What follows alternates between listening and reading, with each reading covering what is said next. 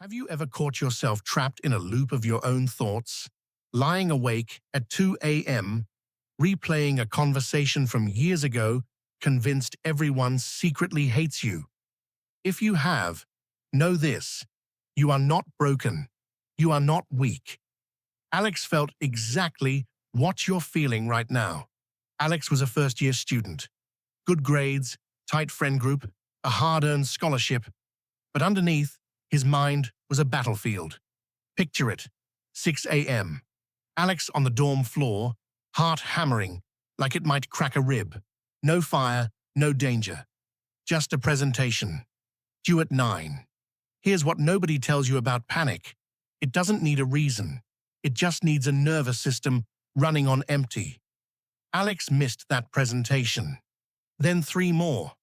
Isolation crept in slowly, the way it always does.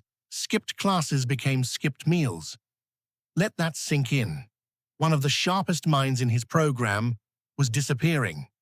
Not from lack of ability, but from a mind stuck in survival mode. Stay with me, because the breakthrough in Phase 3 is a tool most people ignore completely. And the quiet decision Alex made in the final month decides whether any of us can break free from our own mental traps today. 1. Naming the enemy. Alex thought something was medically wrong. Racing heart, shaking hands, walls closing in during lectures. The amygdala, the brain's alarm system, can't tell a tiger from a test. It floods the body with adrenaline and waits for you to run. Alex wasn't losing his mind. His mind was just aimed at the wrong target.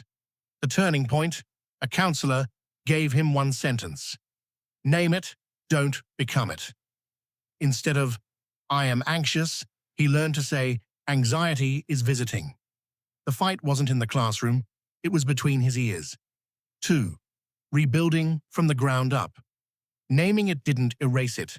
Isolation is where anxiety thrives, and Alex knew it. So he built tiny, deliberate acts of discomfort, sitting in the library instead of his room, speaking one sentence in class, texting a friend back with shaking hands. This is behavioral activation. You don't wait for motivation to act. You act, and motivation follows. Brick by brick, he rebuilt what fear had torn down. If you've ever carried this weight, take a second to like this video, subscribe, and comment, I am reclaiming my peace. You never know who needs to read it tonight. 3. The tool. Nobody talks about Alex's anxiety didn't vanish because he stopped feeling scared.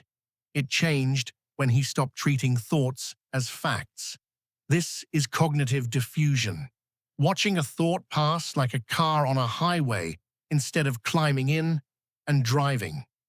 I'm going to fail became, I'm having the thought that I'm going to fail.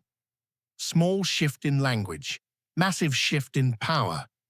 The panic attacks didn't stop overnight, but their grip loosened.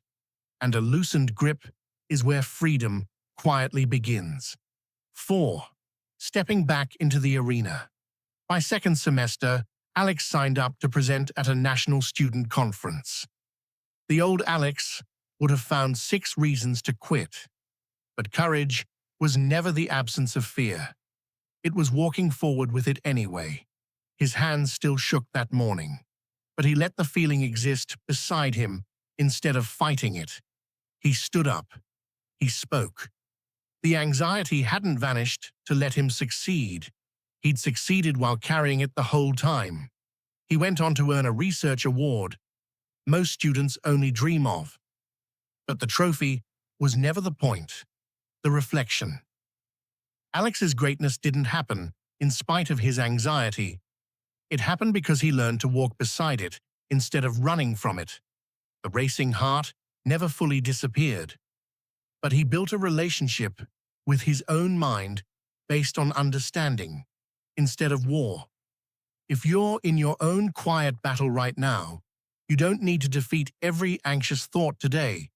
You just need one brick, one sentence of distance between you and the fear.